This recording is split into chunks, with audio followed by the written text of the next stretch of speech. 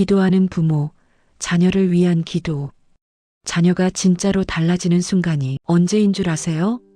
하나님을 머리로만 아는 게 아니라 인격적으로 만날 때예요. 오늘 그 은혜를 함께 구해 볼게요. 너희가 전심으로 나를 찾고 찾으면 나를 만나리라. 예레미야 29장 13절 말씀. 주님, 우리 아이가 하나님을 지식으로 아는 것이 아니라 하나님의 살아계심과 구원하신 은혜를 알아 하나님을 누구보다 사랑하는 자녀 되게 해주세요. 오스왈드 챔버스는 말했습니다. 신앙은 유전되지 않는다. 각 세대는 스스로 하나님을 만나야 한다. 주님, 우리 아이에게도 그 만남의 순간을 허락하소서. 혹시 이런 고민하고 계신가요? 말을 해도 듣지 않아요. 예전엔 그래도 대화가 됐는데 이제는 방문만 닫아버려요. 성경 읽으라고 하면 짜증만 내요. 교회 가기 싫다고, 기도하기 싫다고 점점 더 멀어지는 것 같아요. 한 엄마는 이렇게 고백했어요. 아무리 말해도 안 통하니까 저도 모르게 화만 내게 되더라고요. 그러면서 관계는 더 나빠지고 이게 악순환이에요. 또 다른 부모님은 이렇게 말했어요. 제가 아무리 애를 써도 안 되는구나. 그때 깨달았어요. 아이를 변화시킬 수 있는 분은 오직 하나님뿐이라는 걸요. 챔버스는 이렇게 말했습니다. 우리는 다른 사람을 변화시킬 수 없다. 오직 하나님만이 하실 수 있다. 우리가 할 수 있는 것은 기도뿐이다. 신앙이 성숙한 부모님들이 한결같이 하시는 말씀이 있어요. 아이가 주님을 인격적으로 만난 그 순간부터 부모가 가르치는 게 아니라 성령님이 인도하시더라. 어떤 엄마는 이렇게 말했어요. 중학생 때부터 완전히 반항하고 교회도 안 가려고 했어요. 그런데 고등학교 수련회에서 하나님을 만난 후 완전히 다른 아이가 됐어요. 부모 말은 안 들어도 하나님 말씀은 듣더라고요. 또 다른 부모님은 이렇게 고백하셨어요. 아이 눈에 하나님이 진짜가 되니까 제가 100번 잔소리하는 것보다 성령님이 한번 만나주시는 게 훨씬 강력하더라고요. 친구들이 뭐라 해도 흔들리지 않고 하나님 말씀대로 살려고 애쓰는 모습을 보면서 이게 진짜 신앙이구나 싶었어요. 챔버스는 이렇게 말했습니다. 하나님과의 관계는 대리로 맺어질 수 없다. 반드시 직접적이어야 한다. 너는 마음을 다하고 뜻을 다하고 힘을 다하여 내 하나님 여호와를 사랑하라. 오늘 내가 내게 명하는 이 말씀을 너는 마음에 새기고 내 자녀에게 부지런히 가르치며 신명기 6장 5절에서 7절 말씀. 그런데 여기서 중요한 게 있어요. 부모인 내가 먼저 하나님을 알고 만나고 날마다 교제하는 삶을 살아야 자녀에게 하나님을 진실하게 가르쳐 줄 수 있는 것 같아요. 여호와의 선하심을 맛보아 알지어다. 시편 34편 8절 말씀. 챔버스는 이렇게 말했습니다. 당신이 하나님과 가진 관계의 깊이가 당신이 다른 사람에게 줄 수 있는 전부이다. 아이들은 부모의 말보다 부모의 삶을 봐요. 엄마 아빠가 하나님을 예배하는 모습, 말씀 안에서 기쁨을 누리는 모습, 세상 가치관이 아니라 성경적 기준으로 판단하고 선택하는 모습, 고난과 좌절 가운데서도 주님을 신뢰하는 모습, 특히 자녀와의 관계가 힘들 때 화내고 강요하는 대신 무릎 꿇고 기도하는 부모의 모습, 이 아이는 내게 맡겨주신 하나님의 자녀라는 청지기의 마음. 그래서 하나님께 온전히 맡겨드리며 기도하는 것. 이런 부모의 삶, 그 자체가 가장 강력한 신앙교육인 것 같아요.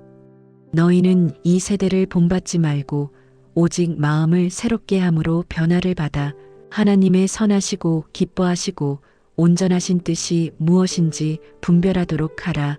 로마서 12장 2절 말씀. 우리 아이들이 살아가는 세상은 어떤가요? 너가 좋으면 그게 정답이야. 남에게 피해만 안 주면 뭘 해도 괜찮아. 너 하고 싶은 대로 해. 좋은 대학, 좋은 직장, 성공이 최고야. 돈이 최고야.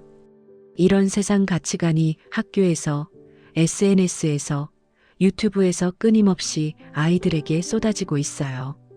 그래서 부모 말은 잔소리가 되고 성경 말씀은 시대에 뒤떨어진 것이 되는 거예요.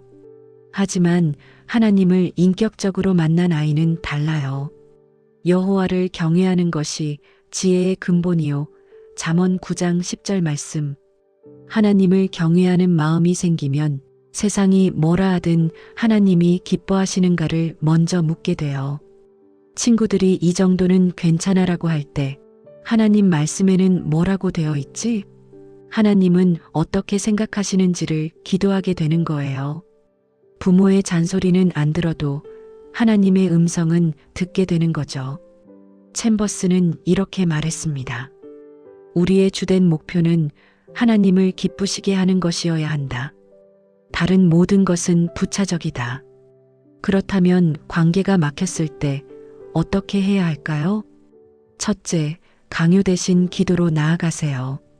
너 이렇게 해야 돼가 아니라 주님, 이 아이를 당신께 맡깁니다. 성령님 인도해 주세요라고 기도하세요. 챔버스는 말했습니다. 중보기도는 하나님께서 다른 이들을 다루실 수 있도록 길을 여는 것이다. 둘째, 일상에서 말씀을 적용하는 모습을 보여주세요.